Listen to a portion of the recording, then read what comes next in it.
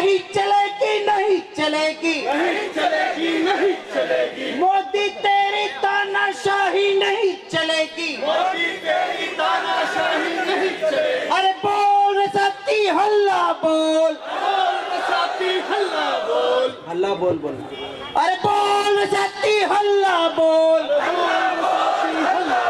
अरे डर गया क्या ऊंचा बोल गया क्या ऊंचा बोल।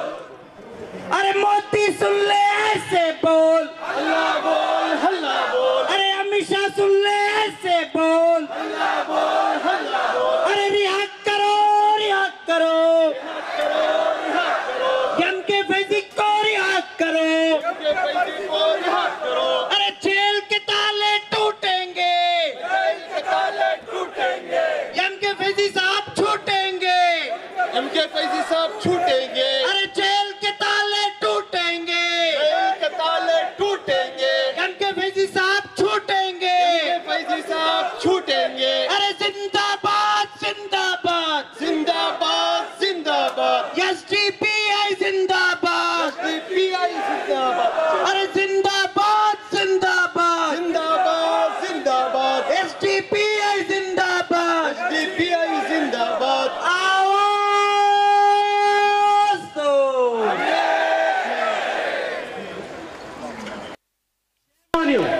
ये पैसा कहाँ है? ED, why don't you search the coffer? लोगों के दिलों के अंदर एक उम्मीद आई। मेरे पास कई लिस्ट है कौन सी कंट्री से कितना कितना पैसा मंगाया है इन्होंने। जर्मनी से, अमेरिका में तकरीबन 8 ये चिट्ठी आ गई है, वरना आपको सारी तफसीलात बताता था। करोड़ों का डॉलर्स पैसा आता है उनको। कहाँ ED, where are you, why don't you? ಇವತ್ತು social democratic party of India Karnataka ರಾಜ್ಯ ಸಮಿತಿ ವತಿಯಿಂದ ದ್ವೇಷ ರಾಜಕಾರಣವನ್ನು ನಿಲ್ಲಿಸಿ MK ಫೈಜರ್ ಅವರನ್ನು ಬಿಡುಗಡೆಗೊಳಿಸಿ ಅಂತ ಹೇಳಿ ಒಂದು ಸ್ಲೋಗನ್ನೊಂದಿಗೆ ಇವತ್ತು ಫ್ರೀಡಮ್ ಪಾರ್ಕ್ನಲ್ಲಿ ನಾವು ಪ್ರೊಟೆಸ್ಟನ್ನು ಹಮ್ಮಿಕೊಂಡಿದ್ವಿ. ಇದರಲ್ಲಿ ವಿವಿಧ ರಾಜಕೀಯ ಪಕ್ಷಗಳ ವಿವಿಧ ಸಂಘಟನೆಗಳ ಮುಖಂಡರುಗಳು ಧಾರ್ಮಿಕ ನೇತಾರರು ಪಾಲ್ಗೊಂಡಿದ್ದರು. ಇದರಲ್ಲಿ ಏನು MK ಫೈಜರ್ ಅವರನ್ನು ಇಡಿ ಅನ್ಯಾಯವಾಗಿ ಬಂಧಿಸಿದೆ, ಇದೊಂದು ರಾಜಕೀಯ ದುರುದ್ದೇಶದ ಬಂಧನ ಆಗಿರುತ್ತದೆ. 2022ರ ಒಂದು ಹಳೆಯ ಕೇಸ್ನಲ್ಲಿ ಈಗಾಗಲೇ MK ಫೈಜಿ ಅವರು ಅವರ ಸಮನ್ಸ್ಗೆ ಹೋಗಿ 3 ದಿನಗಳ ಕಾಲ ಇಡಿ ಕಚೇರಿಯಲ್ಲಿ ಅವರಿಗೆ ಕ್ವಶನ್ಗೆಲ್ಲ ಆನ್ಸರ್ ಕೊಟ್ಟು ಡಾಕ್ಯುಮೆಂಟ್ ಕೊಟ್ಟಿದ್ದರೂ ಕೂಡ 1 ವರ್ಷದ ನಂತರ ದುರುದ್ದೇಶಪೂರ್ವಕವಾಗಿ ರಾಜಕೀಯ ದುರುದ್ದೇಶದಿಂದ ಏನು ಅರೆಸ್ಟ್ ಮಾಡಲಾಗಲಿ, ಇದನ್ನು ಖಂಡಿಸ್ತೇವೆ. ವಕ್ಫ್ ಅಮೆಂಡ್ಮೆಂಟ್ ಬಿಲ್ನ ವಿರುದ್ಧ SDPI ಹೋರಾಟವನ್ನು ರೂಪಿಸಿರುವುದನ್ನು ತಡೀಲಿಕ್ಕೋಸ್ಕರ ಈ ಒಂದು ಷಡ್ಯಂತ್ರ ನಡೆದಿದೆ. ಹಾಗಾಗಿ ತಕ್ಷಣ MK ಫೈಜರನ್ನು ಬಿಡುಗಡೆಗೊಳಿಸಬೇಕು. ಕೇಂದ್ರ ಒಕ್ಕೂಟ ಸರ್ಕಾರ ವಿರೋಧ ಪಕ್ಷಗಳನ್ನು ದಮನ ಮಾಡಲಿಕ್ಕೆ, ವಿರೋಧ ಪಕ್ಷನ ಹಣಿಲಿಕ್ಕೆ ಈ ರೀತಿ ಇಡಿ ಮತ್ತು ಏಜೆನ್ಸಿಗಳನ್ನು ಬಳಸುವುದನ್ನು ನಾವು ಖಂಡಿಸ್ತೇವೆ. ತಕ್ಷಣ MK ಫೈಜರನ್ನು ಅವ್ರನ್ನ ಬಿಡುಗಡೆಗೊಳಿಸಬೇಕು ಅಂತೇಳಿ ನಾವು ಆಗ್ರಹಿಸ್ತೇವೆ. ಇಲ್ಲ, ಆ್ಯಕ್ಚುಲಿ ನಾವು ಕರೆದಿಲ್ಲ. ಆ್ಯಕ್ಚುಲಿ ಇದು ರಾಜ್ಯ ಸರ್ಕಾರಕ್ಕೆ ಸಂಬಂಧಪಟ್ಟಿದ್ದಲ್ಲ. ಆ ಕಾರಣಕ್ಕೆ ನಾವು ಆ ರೀತಿ ಒಂದು ಮೆಮೊರಂಡಮನ್ನು ಕೊಟ್ಟಿಲ್ಲ ಅಥವಾ ನಾವು ಅವ್ರನ್ನ ಕರೆದಿಲ್ಲ. ಯಾಕಂದರೆ ರಾಜ್ಯ ಸರ್ಕಾರಕ್ಕೆ ಸಂಬಂಧಪಟ್ಟದ್ದು ಆಗದ ಕಾರಣ. ಒಟ್ಟಿನಲ್ಲಿ ನಮ್ಮ ಆಗ್ರಹ ಏನಿದೆ ಅಂದರೆ MK ಫೈಜಿ ಅವರನ್ನು ರಾಜಕೀಯ ದುರುದ್ದೇಶದಿಂದ ಬಂಧಿಸಲಾಗಿದೆ, ಅವ್ರನ್ನ ಬಿಡುಗಡೆಗೊಳಿಸಬೇಕು. ಅದೇ ರೀತಿ ಎಲ್ಲ ವಿರೋಧ ಪಕ್ಷಗಳು ಸಂಘ ಸಂಸ್ಥೆಗಳ ಮುಖಂಡರು, ಯಾಕಂದರೆ ಇದು ಪ್ರಜಾತಂತ್ರದ ವಿರೋಧಿಯಾದಂಥದ್ದು. ಹಾಗಾಗಿ ಪ್ರಜಾತಂತ್ರವನ್ನು ಉಳಿಸಲಿಕ್ಕೆ ಎಲ್ಲರೂ ಒಂದಾಗಬೇಕು ಅಂತ ಕರೆಯನ್ನು ಕೊಡ್ತೇವೆ. ಇವತ್ತು SDPI ಪಕ್ಷದ ವತಿಯಿಂದ ಬೆಂಗಳೂರಿನ ಫ್ರೀಡಮ್ ಪಾರ್ಕ್ನಲ್ಲಿ ಒಂದು ದೊಡ್ಡ ಬೃಹತ್ ಪ್ರತಿಭಟನೆ ನಡೀತಾ ಇದೆ. ಈಗಾಗಲೇ ಮೋದಿ ಸರ್ಕಾರ ಈ ರಾಷ್ಟ್ರದಲ್ಲಿ ಬಂದ ನಂತರ ತನಿಖಾ ಸಂಸ್ಥೆಗಳನ್ನು ದುರ್ಬಳಕೆ ಮಾಡಿಕೊಂಡು ಯಾರು ಚಳುವಳಿಗಾರರಿದ್ದಾರೆ, ರಾಜಕೀಯ ನಾಯಕರಿದ್ದಾರೆ, ಅವರನ್ನು ಒಂದು ರೀತಿಯಲ್ಲಿ ಅಕ್ರಮ ಬಂಧನಕ್ಕೆ ಒಳಪಡಿಸುವುದು ಅಥವಾ ಅವ್ರ ಮೇಲೆ ಬೇರೆ ಬೇರೆ ಪ್ರಕರಣಗಳನ್ನು, ಸುಳ್ಳು ಪ್ರಕರಣಗಳನ್ನು ದಾಖಲೆ ಮಾಡೋದು ನಾವು ನೋಡ್ತಾ ಇದ್ವಿ. ಈ ತನಿಖಾ ಸಂಸ್ಥೆಗಳ ದುರ್ಬಳಕೆ ಬಗ್ಗೆ ಈಗಾಗಲೇ ಸುಪ್ರೀಂ ಕೋರ್ಟ್ ಸಹ ಛೀಮರಿ ಹಾಕಿದೆ. ಯಾವ ಕಾರಣಕ್ಕೂ ಇದು ದುರ್ಬಳಕೆ ಆಗಬಾರ್ದು ಅನ್ನೋದು ಸುಪ್ರೀಂ ಕೋರ್ಟಿನ ಆಶಯ ಆಗಿದೆ.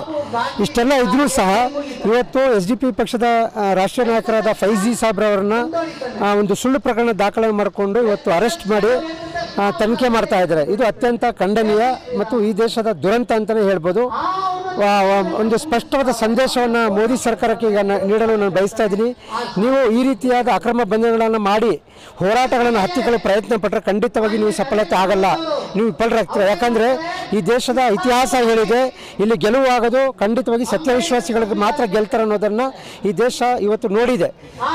ಸ್ವತಂತ್ರ ಭಾರತದ ಚಳುವಳಿಯನ್ನು ಸಹ ಇದೇ ಒಂದು ಉದಾಹರಣೆಯನ್ನು ಕೊಟ್ಟಿದೆ. ಸೊ ಅದರಿಂದ ಮುಂದೆ ವಿಶ್ವಾಸಿಗಳ ಗೆಲುವು ಆಗುತ್ತೆ, ಸಂವಿಧಾನ ಉಳಿಯುತ್ತೆ, ಜಾತ್ಯತೀತ ಉಳಿಯುತ್ತೆ, ಕೋಮುವಾದ ಸೋಲುತ್ತೆ, ಮನುವಾದ ಸೋಲುತ್ತೆ ಅನ್ನುವಂಥ ಒಂದು ಸಂದೇಶವನ್ನು ಈ ಸಂದರ್ಭದಲ್ಲಿ ನಾನು ನೀಡಲು ಬಯಸ್ತಾ ಇದ್ದೀನಿ. ಪ್ರಾರಂಭ ರಾಜ್ಯ ಸಮಿತಿ ಸದಸ್ಯರು SDP. ನಮ್ಮ ರಾಷ್ಟ್ರೀಯ ಅಧ್ಯಕ್ಷರಿಗೆ ಏನು ಇಡಿ ಮುಖಾಂತರ ಅವರು ಬಂದು ಏನು ಅರೆಸ್ಟ್ ಮಾಡ್ಕೊಂಡು ಹೋಗಿದ್ದಾರೆ.